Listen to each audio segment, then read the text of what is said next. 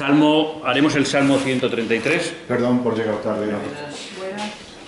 Mirad que es bueno y da gusto que los hermanos convivan juntos, como ungüento fino en la cabeza que va bajando por la barba, que baja por la barba de Aarón hasta la orla de sus vestidos, como el rocío que baja del Hermón sobre las cumbres de Sion. Allí dispensa el Señor bendición, la vida para siempre. Bueno, es un salmo que habla de una manera especial de la hermandad, ¿eh? Decíamos que nos habíamos quedado en geografía y arqueología, y yo os comentaba que es muy importante ver la situación geográfica. Veis, aquí tenemos Israel. Esta es una vista aérea, de Israel, una vista desde...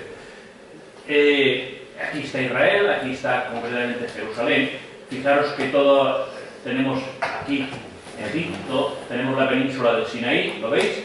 Y por esta parte tenemos, lo que era toda la antigua Mesopotamia, de tal manera que Israel estaba situada entre las dos grandes potencias, casi en el camino entre las dos, y por tanto también era un país o era una nación que era muy suculenta a pesar de que era muy pequeña comparativamente con Egipto o comparativamente con Mesopotamia, con los distintos grupos, los asirios, los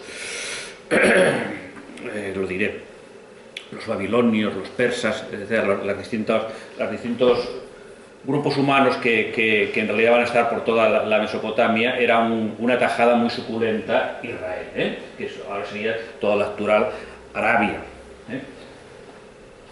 Comentábamos, es importante también tenerlo esto porque muchos de los conflictos que va a tener Israel van a venir condicionados también por su situación geoestratégica, Es decir, Israel está al sur del Líbano y de Siria, al oeste del Jordán, al noroeste de Egipto.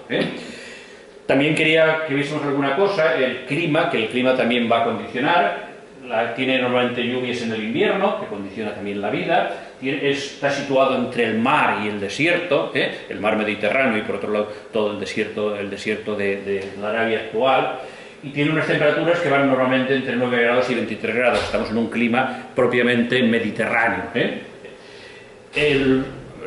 Aparece con diversos nombres en la Biblia, incluso en escritos de otros pueblos. Aparece con el nombre de Canaán, que el nombre de Canaán tiene relación, parece, en textos cuneiformes de Ebla, tiene relación con la elaboración de la púrpura roja, un tipo de lana.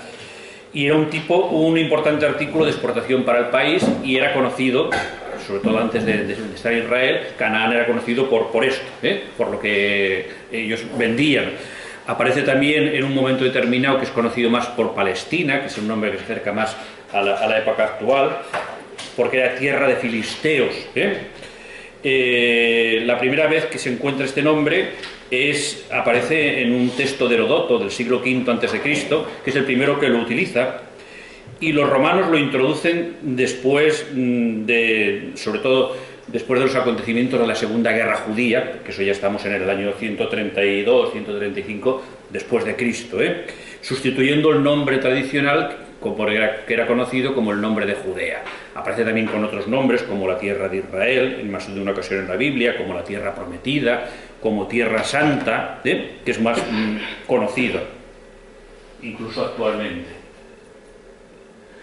Bien, aquí tenéis también algún mapa más, que nos posibilita, aquí, fijaros, tenemos aquí, sería Israel, veis que aquí se ve muy claro que esta es la península del Sinaí, y esto es Egipto, y esto es toda la antigua Mesopotamia, y eso, Anatolia, que es lo que sería la actual Turquía, de tal manera que está bien rodeada, de todos estos países con muchísima más fuerza que el pueblo de Israel. Aquí un mapa más concreto. Fijaros que lo que veis que el Jordán va a marcar también la vida de toda esta tierra. El agua va a ser muy importante. De hecho, el tema del agua aparece con mucha frecuencia en la Biblia. ¿Y por qué aparece con mucha frecuencia en la Biblia el tema del agua? Pues la razón es que es importantísima. De hecho, actualmente hay quien dice que muchos de los conflictos que hay con otros pueblos, empezando con el pueblo palestino, es como consecuencia del agua, de la escasez del agua, y que el que tiene el dominio sobre el Jordán es el que tiene las más posibilidades de subsistir. ¿Y quién es el que tiene el dominio? ¿Israel? Israel, actualmente Israel. De hecho, hay momentos, hay zonas que están incluso con doble alambrada. Los que estuvisteis en alguno de los viajes, cuando pasábamos con el autocar se veía, sí, hay una alambrada de espinos, sí, pero también hay una alambrada electrificada incluso, sí, para imposibilitar en según qué zonas para que no toquen el agua. Para que no toquen el agua. De todas formas, el problema del agua aún sigue siendo muy importante, no solamente en el tiempo de la Biblia. También, nada, aunque sea 4 pinceladas de los cultivos que había.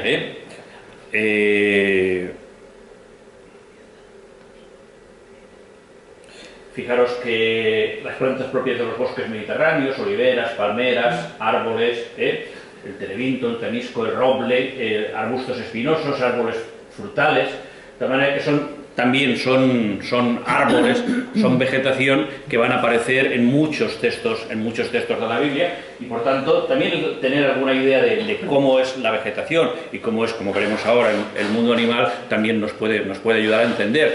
De hecho, por ejemplo, la narración, esto más importante, ver la siguiente diapositiva, que es la fauna, la fauna que entra en las narraciones, porque hay más de una narración, de las narraciones del Arca de Noé.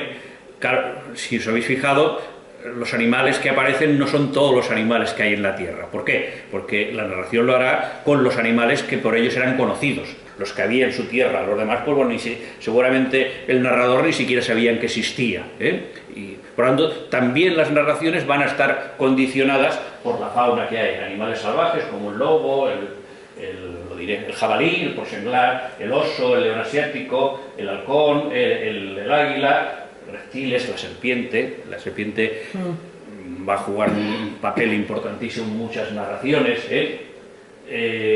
tortugas, etcétera. La pesca, pensar que en estos momentos no hay pesca en el Mediterráneo, sino la pesca es en el Tiberíades. De hecho, el Mediterráneo se va a utilizar nada más para navegación y para transporte, solamente para transportar personas y mercancías, pero no se va a utilizar para pescar en la época del mundo de la Biblia. Insectos, la langosta, fijaros que incluso cuando se habla también de las plagas de Egipto, claro, los animales que vamos a encontrar, incluso el tipo de insectos que van a aparecer en las narraciones, va a venir condicionado también por los animales, por los insectos, por la fauna en general que ellos conocían. Animales también domésticos, las vacas, las ovejas. Exacto, los caballos, que era un lujo, excepto, bueno, la cabra, sobre todo por la leche, por la piel, por la lana. Pensar que incluso también las pieles, sobre todo de la cabra y de las ovejas, van a ser utilizadas también como material para la escritura. Y por tanto, también es una curiosidad que es importante tenerla también en cuenta a la hora. Y al mismo tiempo también la arqueología. Yo os comentaba que la arqueología no demuestra nada, pero sí muestra. Yo creo que este matiz es importante. Hubo una época en que se intentaba hacer arqueología a partir de los relatos que encontramos en la Biblia. Hoy en día ese tipo de arqueología prácticamente se ha abandonado. Es verdad que sí que en algún momento se busca a partir de la Biblia, pero hoy en día se sigue el proceso al revés. Y el proceso al revés, que es, ya no hay tanto una arqueología bíblica como históricamente ha habido, sino que hay una arqueología. Y claro, es verdad que hay arqueólogos que son más especialistas en los temas bíblicos, y la verdad es que cada vez se van encontrando más cosas. Ahora, lo último que he leído yo la semana pasada es que hay indicios que se haya encontrado la antigua ciudad de Sodoma. Bueno, aún yo creo que es muy pronto para ver si ese dato es fiable o no es fiable, porque a veces también los arqueólogos también están condicionados ideológicamente y a veces encuentran lo que quieren buscar. o buscan lo que quieren ya encontrar. Pero sí que se ha avanzado mucho. Por ejemplo, se han encontrado muchos indicios últimamente de posibles elementos del templo de Salomón del siglo X a.C. Se han encontrado, bueno, incluso en pequeña arqueología, me parece, no sé si os lo llegué a comentar, que no hace tanto, que yo escribí un artículo sobre eso, se encontró un fragmento muy pequeño, muy pequeño, así de este tamaño, precisamente cribando, que últimamente es una de las formas de arqueología que más se utiliza, porque ahora lo que se van encontrando son cosas muy pequeñas, restos de un sello entre el siglo X y el siglo VIII, se encontró en Jerusalén, y es un sello que pone en palohebreo, en el hebreo antiguo, pone Betlehem. O sea que habla... Sí. Octavo, del 10º al 8º, pero bueno, es una franja grande, pero bueno, como descubrimiento arqueológico, aunque sea una pieza de, ya os digo, pequeñísima, porque nada más con criba la consiguieron encontrar, en realidad es un descubrimiento arqueológico importantísimo. Primero porque quería decir, porque parece que es un sello de aduana, que había aduanas entre Belén y Jerusalén, por tanto Belén ya existía, por un lado, y por otro lado tenía una cierta entidad para encontrar un sello de aduana de aquella época. Pero no solamente hay arqueología en este sentido, ya de datos así, sino que en algún otro momento también la arqueología trabaja en un campo muchísimo más amplio, pues por ejemplo de literatura antigua, de literatura comparada. Aquí os he puesto una tableta cuneiforme de Gilgamesh, que nos cuenta una historia muy relacionada con muchas de las narraciones del Génesis, tanto el tema de la serpiente, el tema de la inmortalidad, el tema incluso del diluvio universal. Encontramos en varias de las tabletas que he encontrado, pero esta es una de las tabletas más importantes que nos habla de Gilgamesh. También la arqueología permite hacer reconstrucciones de un zigurat en Babilonia. Un zigurat sería una cosa similar a lo que la narración que vamos a encontrar después de la Torre de Babel, porque la Torre de Babel, ya lo veremos cuando llegue el momento, pero a pensar que está inspirada en estos zigurat babilónicos. O encontramos un cilindro de la tentación, que también es también de la cultura mesopotámica, pero que es muy similar la historia. ¿Sabéis lo que es un cilindro, no? Cilindros que se utilizaban, que se le giraba para imprimirlo sobre algún tipo de material, sea sobre arcilla. Pues se encontró un cilindro de tentación en el que se ve descrito algo muy similar al texto que tenemos del Génesis. ¿Veis? Como dos personajes, no sé si se ve suficientemente, dos personajes, el árbol de la vida, la serpiente. Bien, estos son elementos arqueológicos que nos permiten aproximarnos y conocer también el origen de estas narraciones, un origen que no necesariamente han tenido un sentido religioso, sino que ya se han encontrado en otras culturas. Lo que han hecho los narradores bíblicos es adaptarlo y hacer una teología a partir de esas. Bueno, os comentaba, si no recuerdo mal, el curso pasado, que en más de una ocasión, pensar que sobre todo en el exilio de Babilonia, los judíos, porque ya son los judíos en el exilio de Babilonia, ya no son los israelitas propiamente, pensar que conocían estos textos, conocían las historias de Gilgamesh, y además que en Babilonia, os decía, se hacían representaciones teatrales de todas estas epopeyas, de todas estas historias épicas, de tal manera que las conocían muy bien. No solamente las conocían por leerlas o por escucharlas más que por leerlas, porque el tema de la lectura es muchísimo más complejo, sino que además las habían visto representadas. Las representaciones teatrales sería la televisión de aquella época, se representaban todo eso de tal manera que aquello quedaba grabado incluso en el subconsciente muchísimo más. ¿Qué es lo que van a hacer los narradores bíblicos? Bueno, no van a desechar esas ideas, no van a desechar esas narraciones. Lo que sí que les van a dar es una nueva lectura teológica, y ahí es donde está la originalidad de los textos bíblicos. Por tanto, decía, la geografía es importante, la arqueología va jugando también un papel muy importante para dilucidar de dónde vienen exactamente todas estas narraciones, cuál es el origen de todas estas narraciones.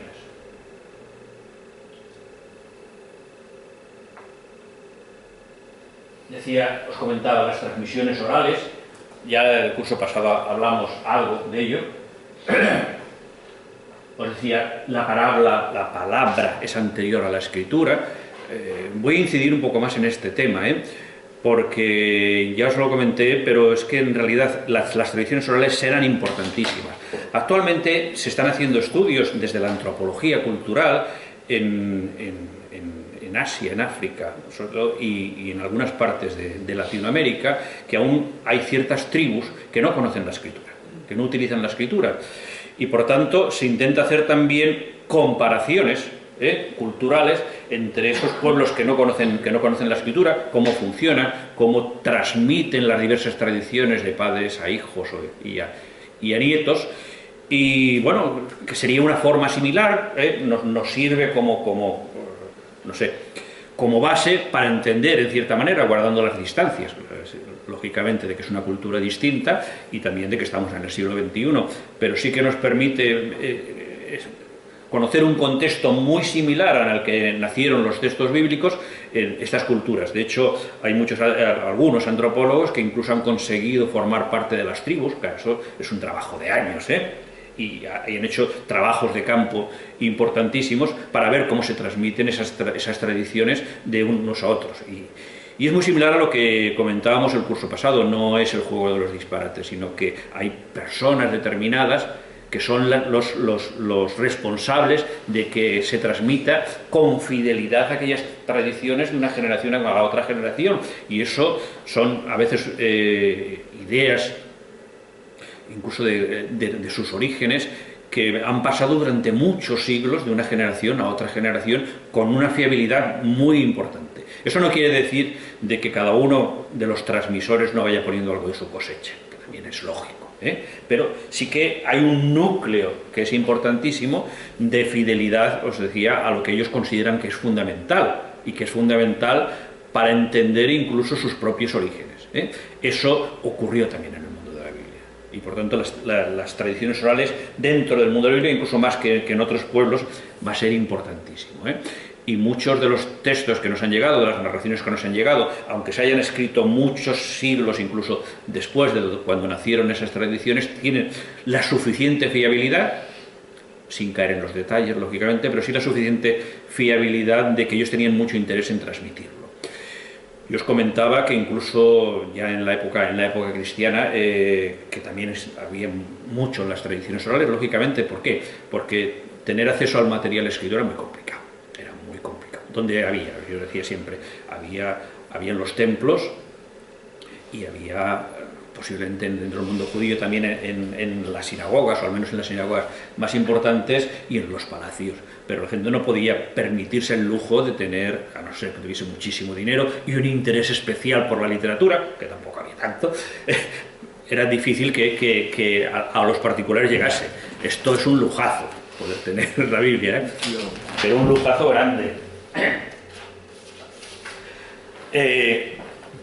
Lógicamente la tradición oral jugaba muchísima importancia. Cuando se empieza a poner por escrito estas tradiciones orales, de hecho la tradición oral se va a convertir también en la medida de que lo escrito corresponde a la tradición oral. De tal forma que sigue siendo, incluso cuando empezamos a tener los primeros textos escritos, sigue siendo aún más importante la oralidad que lo escrito. Por muchas razones, porque claro, es aquellos que se han conservado de generación en generación, de padres a hijos, a nietos, etc. Y por tanto se daba mucha importancia a ese núcleo fundamental. Si después la escritura no responde a lo que se transmitía en esa oralidad, o algunos piensan que no responde plenamente a lo que había detrás de esa oralidad, aquello es decir, no, esto no es lo que nosotros conocemos, esto no es lo que nosotros nos han enseñado. Hay casos en la historia en que ha servido de filtro de las tradiciones escritas la oralidad. Pensar que ya en el mundo cristiano, aunque ahora estamos en el Antiguo Testamento, pero quizá para ponerlo algún ejemplo, que quizás menos conocido, pensar que los primeros escritos de textos del Nuevo Testamento, los primeros escritos, ¿sabéis dónde se han encontrado? En basureros e incineradoras. ¿Por qué? Porque no se consideraba antes lo importante del texto escrito. Ya estaban las escrituras, lo que nos llamamos la Biblia hebrea o el Antiguo Testamento, y eso era escritura. Pero la buena noticia de Jesús no era escritura, era buena noticia, y era buena noticia oral. Se ha de pasar tiempo, años, bastantes años, incluso pasar al menos 1 o 2 generaciones para que se dé suficiente importancia a la textualidad, al texto escrito. ¿Por qué? Porque pensar que la oralidad es algo mucho más vivo. Yo cuando estoy hablando estoy transmitiendo alguna cosa. A ver, voy a poner un ejemplo. Yo doy clases presenciales y doy clases por internet.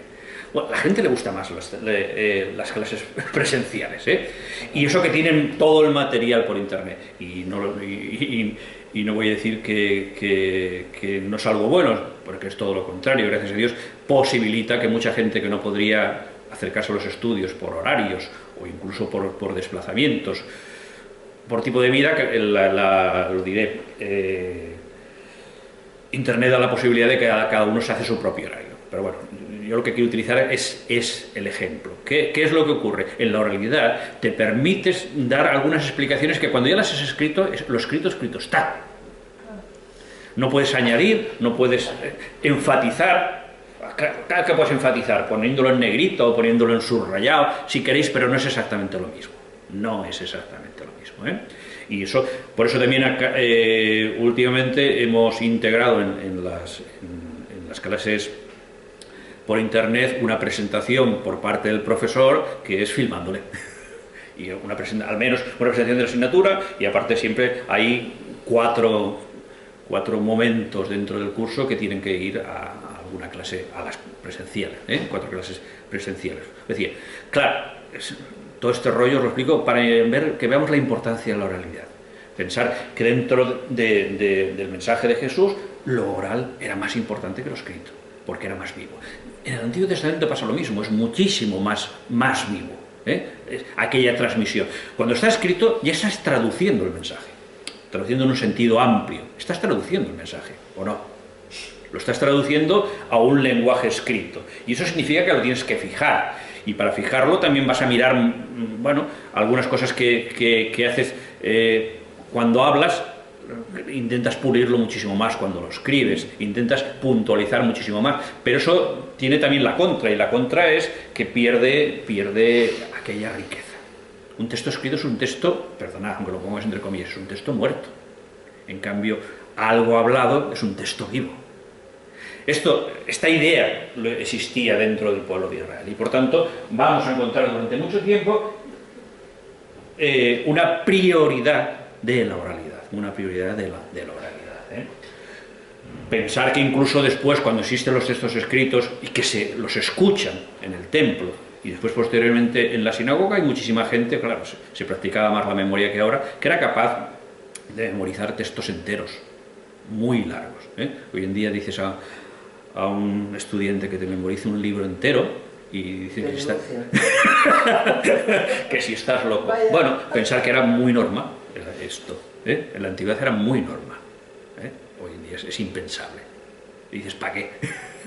¿Para qué? Bueno, decía, la palabra es dicha, conservada y transmitida. Después, decía, esa palabra es transformada en texto.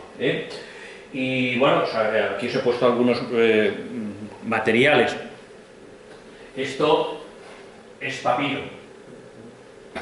Para que veáis que la transformación después de eso en algo parecido a papel es bastante complicado, ¿veis? Eso, sobre todo, esto crece a orillas del Nilo. Claro, esto hay que arrancarlo, hay que secarlo, hay que tejerlo.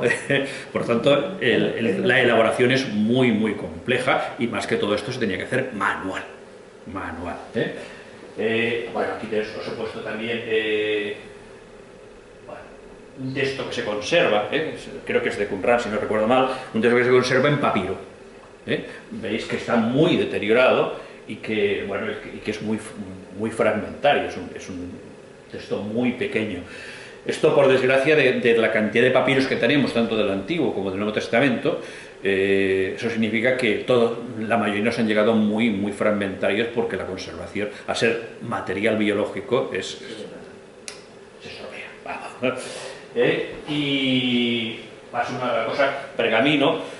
Claro, pergamino está hecho a partir de piel de animales, os decía, de ovejas, de cabras, etc. Sigue siendo un material biológico, pero la conservación no es tan complicada. Sigue siendo complicada, pero no es tan complicada. ¿Por qué? Porque el papiro necesita un índice de humedad, una temperatura muy determinada, que en Egipto existe, pero pocos sitios más. Pocos sitios más. Yo os decía, aquel papiro que creó tanto revuelo de el Evangelio de Judas, que era un papiro del siglo IV, el siglo IV ya de nuestra era, que seguramente fue un papiro robado, seguramente fue robado porque en Egipto se han encontrado muchísimos papiros, sobre todo en el 1945 se encontró toda una auténtica biblioteca, y es posible que se robase esa biblioteca. ¿Qué es lo que hizo el que robó este papiro? Se lo llevó a Estados Unidos y lo metió en una caja fuerte. ¿Qué es lo que consiguió? Que más del 30-40% de ese papiro se destruyese. Aquello que había durado 1600 años se lo cargó en 3 años. Es una pena, claro. Pero bueno, de hecho, pensemos que las técnicas de conservación, incluso de Qumran, se han tenido que ir mejorando sobre el tiempo. ¿Por qué? Porque las primeras técnicas de conservación, que eran bastante primitivas, ¿qué es lo que se hacía? Pues a veces, si veis fotografías, porque se conservan fotografías de cuando se encontraron los de Qumran, 1947 al 56, se ve a los investigadores fumando. Además, las fotos están hechas así. Esto deteriora mucho tanto los papiros como los pergaminos. Parece una tontería, pues se hacía. No se conocía de que aquello afectaba negativamente. Se pegó en cristales con celo. Aquello cuando lo despegas, pues ya te llevas un trozo. Gracias a Dios, hoy se conocen muchísimo mejor las técnicas, pero barbaridades han hecho muchas.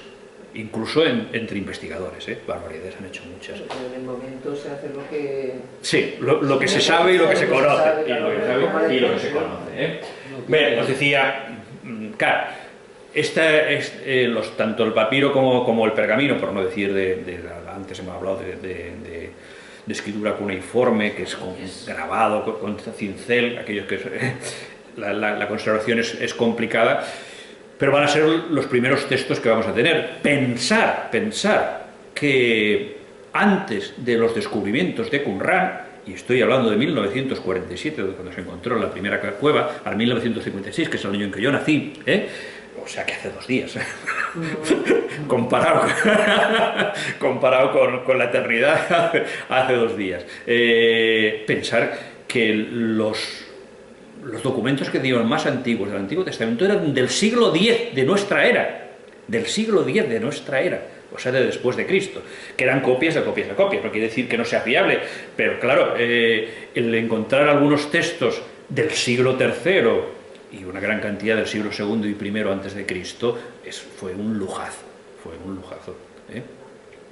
en papiros y en pergamino, y además muchos de ellos, o algunos de ellos, muy bien conservados. Bueno, sí.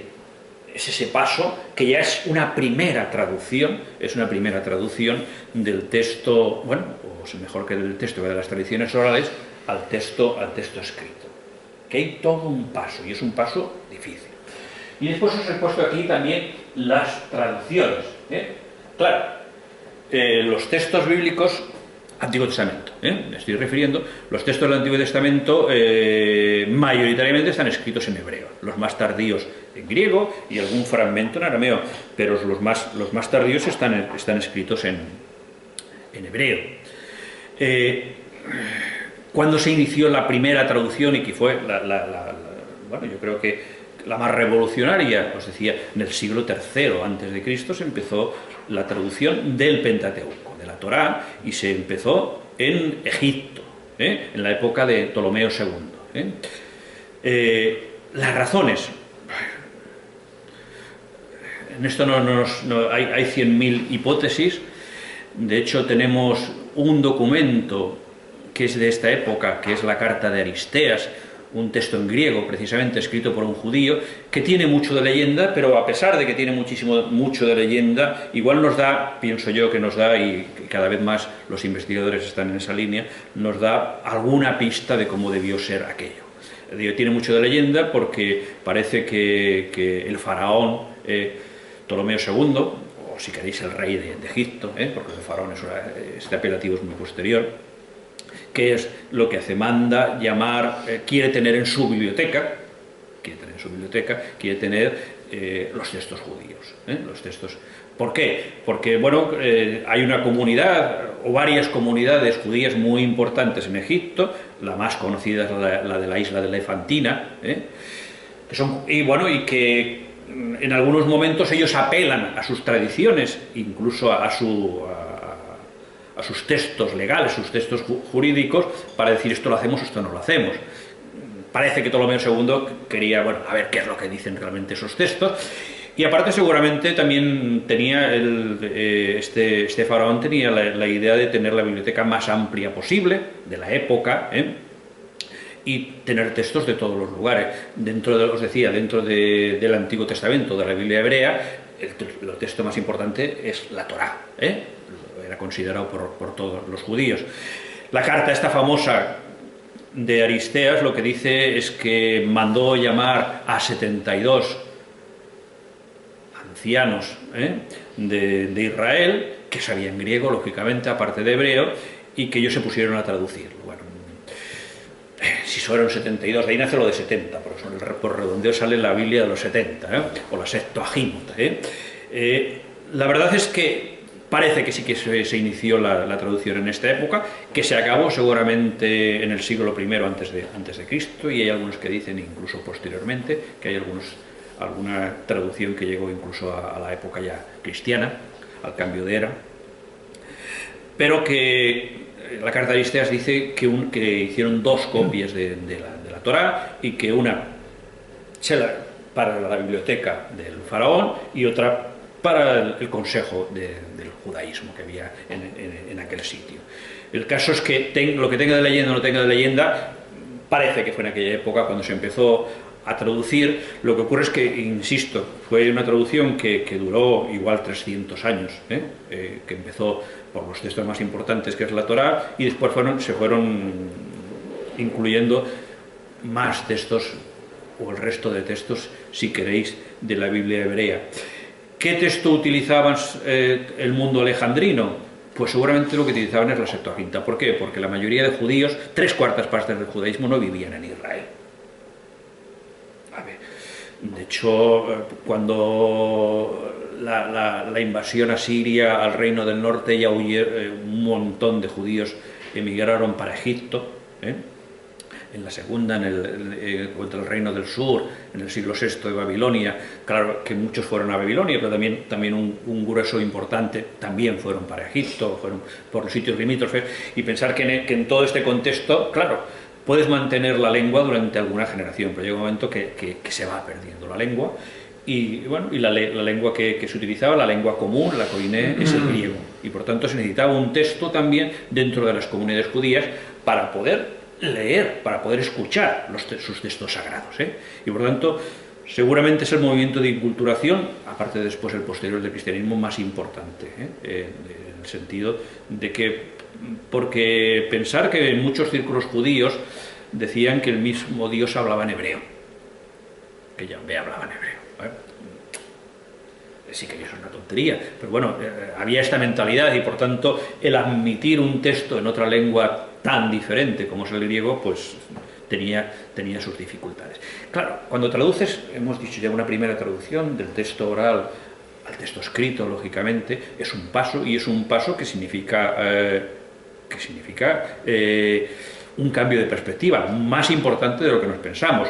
Pero este segundo paso sigue siendo también de una gran importancia, que es verter en otra lengua tan diferente al hebreo, que no siempre hay la correspondencia de las imágenes y de las palabras en esta lengua, y que tienen que hacer un trabajo ímprobo. De hecho, en algún momento algunas palabras del hebreo al griego tienen su dificultad. Y bueno, y las intenta salvar en algunos momentos bien hecho y en otros momentos pues más discutible. La traducción de la Septuaginta o de los 70 es una traducción desigual, lógicamente. Si es una traducción que ha durado siglos, hay textos que están muy bien traducidos y hay otros textos que es más discutible. Pero desde el punto de vista de crítica textual, que después incidiremos, pensar que, claro, sobre todo la Torá, del Pentateuco, trabajaron con un texto hebreo mucho más antiguo que los textos hebreos que conocemos, muchísimo más que el texto masorético, que el texto que se conoció en tiempos de Jesús, o el texto, bueno, en tiempos de Jesús no se conocía el texto masorético, el premasorético, pero el texto con el que se han trabajaron después los rabinos es un texto posterior con respecto al texto que conocieron, sobre todo en la Torá y en algunos otros momentos de esos libros, de diversos libros bíblicos. Digo que de todas formas es desigual. No se puede decir la traducción de la Septuaginta es... No. Es decir, primero porque nos han llegado muchos manuscritos diversos y no hay una Septuaginta. También hay que hacer crítica textual. Y después porque, insisto, en algunos momentos utilizan un texto más antiguo y otras veces pues no es tanto. Esta era la Biblia que utilizaban los judíos de la diáspora. Bueno, esto es un tema que aún se sigue discutiendo, porque hay quien habla del canon hebreo y del canon alejandrino, o del canon jerusamelitano, de Jerusalén, y el canon alejandrino. La cuestión es más compleja, no es tan fácil. Claro, pensar que incluso en el siglo I, en la época de Jesucristo, se admitía que había, os decía, la Torá, los Neviín y los Ketubín, o sea, la ley, los profetas y los escritos. La Torá sí que se sabía y todo el mundo estaba de acuerdo que eran los 5 primeros libros de la Biblia. Otra cosa es el texto, que eso aún se complica más. Se sabía, los profetas sí que estaba también fijado cuál eran, ya lo recordáis, ¿no? José, Jueces, 1 Samuel, 2 Samuel, 1 Reyes, 2 Reyes, los 3 grandes profetas, Isaías, Jeremías y Ezequiel, y luego los 12 profetas, Oseas, Joel, etc. Esto eran los Neviín o los profetas. El problema viene en los escritos, en los Ketubín, que no estaba aún suficientemente claro qué textos eran. Textos que manchan las manos, textos canónicos, textos sagrados y los que no eran. Y aquí precisamente es donde tenemos también las cuestiones de divergencia en cuanto al canon con el judaísmo y con el protestantismo, justo en los escritos, no en los otros dos gruesos. Se sabía, parece, por ejemplo por Lucas, que habla la ley, los profetas y los salmos. Se sabía que los salmos sí que ya estaba fijado, y que era el primer libro de los Ketubín, el primer libro de los escritos, pero el resto era un tema muy abierto. Aún en la época de Jesús no estaba cerrado propiamente el canon de la Biblia hebrea, no estaba cerrado el canon. Y todo lo que va a pasar después se va a complicar. Es decir, cuando se reúnen en Yanni, ¿lo recordáis eso, no? Que os lo comenté, recordad el mapa, enfrente de Jerusalén, muy cerca del mar Mediterráneo, cuando se reúnen en Yannia, finales del siglo I, principios del siglo II, el consejo de los rabinos, que les permite el emperador, allí fijan los libros que son canónicos para el mundo judío. ¿Qué es lo que el criterio, parece el criterio más seguido? Es primero un rechazo de la Septuaginta. Hay un rechazo de la Septuaginta, curiosamente cuando es un texto judío, tan judío como la Biblia hebrea. No es menos judío que la Biblia hebrea, porque todos, insisto, todos los judíos de la diáspora, o la inmensa mayoría, lo que conocían era el texto griego. Hay un rechazo de la Septuaginta, ¿por qué? Porque la sinagoga cristiana lo ha hecho suyo, propio. La lengua que se habla entre las comunidades cristianas llega un momento que mayoritariamente y un momento casi exclusivamente va a ser el griego. Y por tanto, lógicamente, se sienten más cómodos leyendo en la lengua en la que hablan, que va a ser el griego. Hay un rechazo por ahí, entonces el criterio y lo que se intenta es buscar una traducción que sustituya a la Septuaginta también en griego, Sí, se hace diversas traducciones y quizá una de las más conocidas es la traducción de Aquila, que es una traducción muy literalista.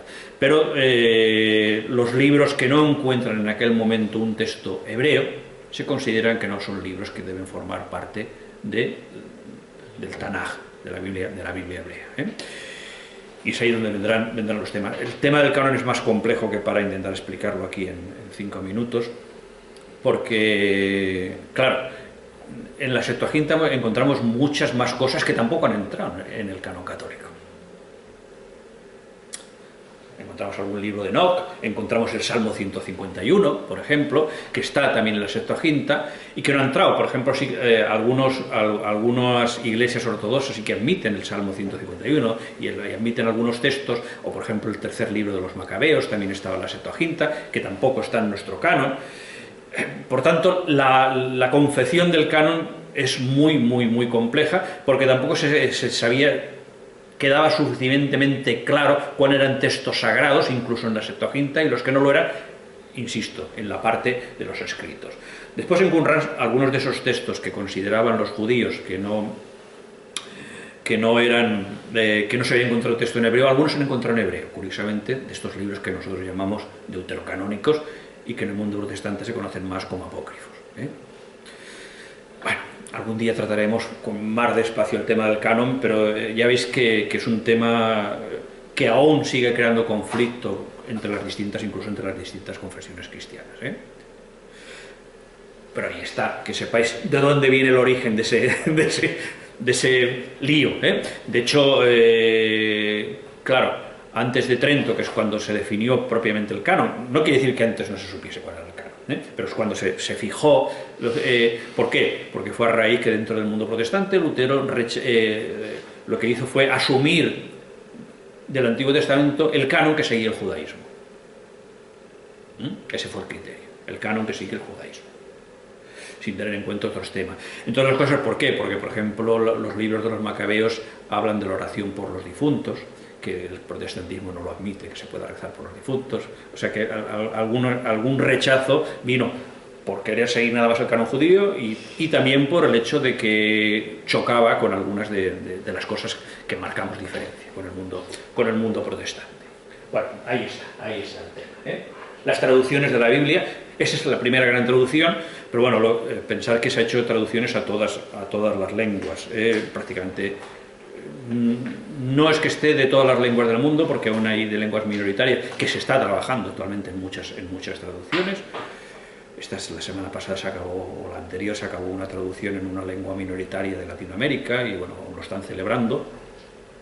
Y hemos de dar gracias a Dios que cada vez se vaya trabajando más para que todo el mundo pueda leerla en su lengua materna, incluso aunque sea una lengua que la leen 200, es igual. Pasa que, bueno, esto es un trabajo ímprobo. Pero pensar que todas las traducciones también significa una interpretación. Siempre significa una interpretación. Por tanto, cada vez es más importantísimo todos estos trabajos que sean también pluriconfesionales.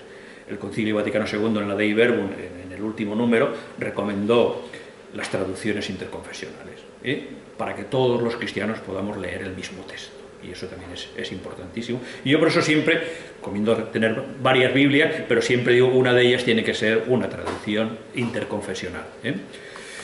Porque, bueno, al final nos ponemos de acuerdo, ¿no? Es que podamos leer el mismo texto, protestantes, ortodoxos, católicos, metodistas, que podamos leer el mismo texto, creo que es algo importantísimo. Todos los cristianos lo aceptan igual, los protestantes también apuestan porque esa Biblia hay de todo como los católicos. Hay de todo como los católicos. Hay algunos que no hay quien les quites a la Reina Valera. La Reina Valera que sí, hay quien en el mundo protestante anglosajón la King James, y que no se la quite. Creo que son traducciones, tanto una, la Reina Valera o la King James, creo que son traducciones más que superadas. No quiere decir que se abandone, pero creo que se pueden tener. De hecho yo, por ejemplo, en el programa del Bible World, la King James yo la tengo abierta siempre también. Porque, la Reina Valera hace unas traducciones, yo no sé, pero yo encuentro... Es que depende, es que no hay la Reina Valera, es que hay 5, 6, 10 versiones distintas. Versiones distintas también dentro de las suyas. Sí, bueno, que intentan actualizar el texto, y hay uno que es relativamente reciente. En su momento no fue una mala traducción, pensemos que no fue una mala traducción, fue una traducción que, bueno, que siguió los textos que había. Hoy en día se tiende, al menos entre los estudiosos, en eso sí que hemos llegado a un acuerdo, otra cosa es después el pueblo, que cuesta muchísimo más, pero entre los estudiosos se ha llegado a un acuerdo de que podemos trabajar todos con el mismo texto, sin ningún problema. Y cada vez, cuando trabajas con traducciones, se trabaja con varios. Y siempre que sea posible hay que trabajar con textos en las lenguas originales. No digo en el texto original porque eso es imposible, porque no existe, pero sí en las lenguas originales. Y ponernos más o menos de acuerdo también, que más o menos estamos de acuerdo en un texto ecléctico, tanto del Antiguo como del Nuevo Testamento. Digo un texto ecléctico porque no termina de gustar a nadie, pero bueno, dices, es lo que hay y es lo que a partir de la crítica textual se puede hacer actualmente. Y eso, en eso estamos. Pero decía, siempre es interpretación, siempre es vertido en una lengua de una cultura y de un tiempo distinto al que se escribió, y por tanto también presenta dificultades, no nos engañemos. Nosotros leemos la Biblia y en muchos momentos es incomprensible. ¿Y es incomprensible por qué? Porque la distancia cultural y cronológica es inmensa con nuestra cultura. Y por más que intentemos, hay quien dice, vamos a hacerlo con un lenguaje moderno. Ya, todas las traducciones dinámicas, que son las que se utilizan actualmente, las traducciones literales, a no ser para algún estudioso, no se suelen utilizar, ya prácticamente nadie las utiliza, pero todas estas traducciones dinámicas ya buscan eso, hacerlo con un lenguaje comprensible para la persona del siglo XXI, que en su lengua se siente cómodo leyéndola. Si cogieses un texto, por ejemplo, ya no digo los interlineales, que aquello ya no hay que lo lea, pero incluso un Bover Cantera, siendo una traducción muy buena, y muy buena en su momento, pero es un texto muy duro de leer, muy duro. Por tanto, la apuesta generalizada es por unas traducciones dinámicas, pero bueno, con toda la dificultad que significa. ¿Qué es lo que ocurre? Yo nunca trabajo con una sola traducción, intento trabajar con el texto, pero siempre trabajo con 4 o 5 distintos, porque te permite ver muchísimo más los matices que con una sola traducción pues no siempre son claras, incluso con cosas tan sencillas. Hoy en una reunión hablábamos, y uno hablaba los dones del Espíritu y los frutos del Espíritu, y digo, no, los dones del Espíritu sí, de Isaías, pero los frutos del Espíritu no. Es el fruto del Espíritu, que es un fruto plural. Claro, en muchas traducciones está traducido por frutos en plural, cuando el texto griego lo traduce en singular. Intentan hacerlo con un lenguaje más comprensible, se equivocan. En este caso concreto se equivocan, porque no es lo mismo frutos que fruto. Es que se traiciona. Claro, cosas de este tipo que alguno dirá, eso es una tontería. No es ninguna tontería, no es ninguna tontería. Y el Espíritu Santo bajó en forma de paloma. No, bajó como baja una paloma. De hecho, toda la imaginería de hecho, yo voy a escribir ahora un artículo que me lo han pedido, el Espíritu Santo no es una paloma. L'Esprit Sant no és un color, me lo han pedido en catalán. No es una paloma el Espíritu Santo. Es un espíritu. Y que baja como baja una paloma. Claro, esto a veces lo que las pinturas a veces nos han hecho es esas imágenes falsas, o esas imágenes que intentan hacerlo más comprensible, cuando en realidad lo que han hecho es desdibujarlo. Bueno, es el problema que tienen todas las traducciones.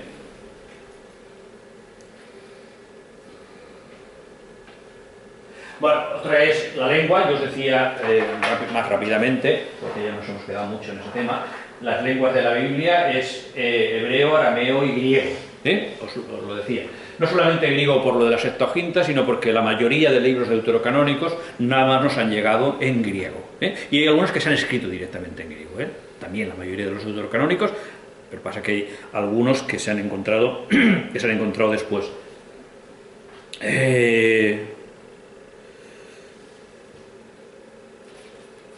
Perdonad.